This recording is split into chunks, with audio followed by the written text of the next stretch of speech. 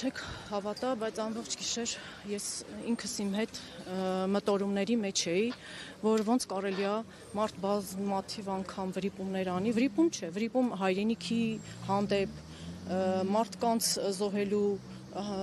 չի կարելի դա վրիպում համարել, հանցագործություն է իրականում դա եւ ինքնախոստովանություն ես հույսով եմ որ ընտրություններից հետո մեր ընդդիմությունը հաղթանակ տանելուց հետո կտրվի այս ամենին իրավական պատասխան եւ մեղավորները բոլոր մեղավորները առանց խտրականության բոլորը պետք է պատասխան տան յուրաքանչյուր տղայի չլինելու համար Տիկին աստված զգացողությունների հետ կապված ամեն անգամ այդ հայտարարությունները այդ նույնաբովանդակ ես մի չգիտեմ ինչ օրինակ բերեմ երբ որ մարդը ընտանի կենդանի է պահում իր տանը եւ գալիս է մի ժամանակ որ այդ կենդանին չի լինում տվյալ մարդը ամբողջ իր կյանքում հիշում է իր կենդանուն Այն դեպքում, երբ որ ինքը 9 ամիս երեխային իր կրծքի տակ չի կրել, նրա դաստիարակությամբ չի զբաղվել, լավ ու վատ օրերով չի տառապել եւ դու, երբ որ 20 տարի պահել ես քո երեխային, ապրել ես նրա ամեն մի ուրախությունով ու այսօր քո երեխան ինչ որ մի մարդու կամահրանքի պատճառով իր աթոռի համար տարել եւ զոհել է այսքան տղաների լսում եմ իր ելույթները այսօր իդեպ լրագրողների հետ հարց ու պատասխաներ անգամ լրագրողներին է սպառնում որ եթե դուք ինձ չընտրեք ձեր կոպիտ եմ ասում իրա ձեր բերանին են տալու Վահե Մակարյանին է ասել Լիային նորից վախացրեց ասեց նույնը ասում եմ այն ինչ որ ասել եմ Մակարյանին իմ կարծիքով այս մարդը չգիտեմ ով է որ ամեն առավոտ արթնանում է քնից բացում է իր հեռախոսը եւ այն հայտնի մուլտիկի նման ասում է зеркальце скажи я на свете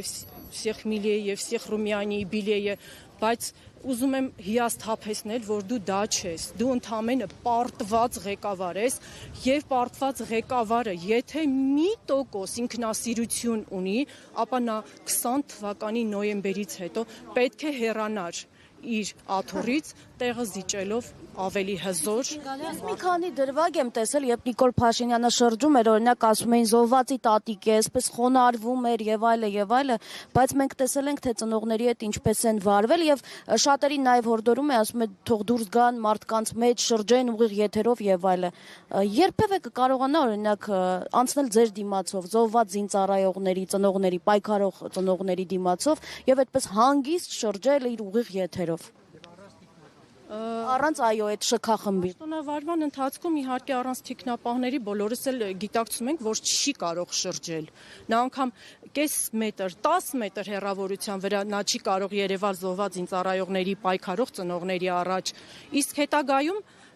եթե կալանավորված չլինի կարող է բայց այդ դեպքում չգիտեմ ինչ կարող է տեղի ունենալ իր հետ Հաստացի նա առանց թիկնապահների տեղ չի գնա։ Ձեր աչքերին պարզապես կկարողանա թե մտածում եք ինքը այնքան այդ ցինիզմ ունի, որ կկարողանա։ Այո, նա ինքնասիրություն չունի, հասկանում եք, նա ամեն ինչ անում է, որպեսզի վիրավորի, ցավեցնի, ցավի վրա նորից ցավ ավելացնի, սպառնալով խաղաղություն, եթե ինչ չընտրեք խաղաղություն չլինի, այնինչ այդ խաղաղությունը թելի պես կախված է մեր գլխին։ Ամեն վարքյան,